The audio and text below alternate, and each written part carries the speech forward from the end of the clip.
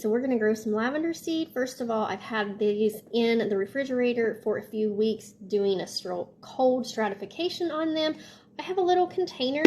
This is a leftover lunch meat container that has the lid, which is awesome because it's going to keep the moisture in there while these lavender germinate.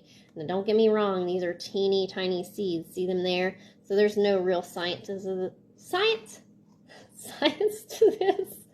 I just kind of spread it out, hope for the best, and it always does great for me.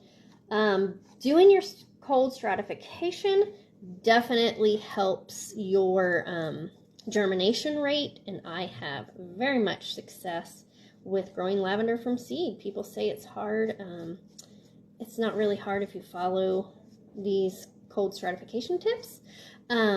You do want to let the light hit these because they do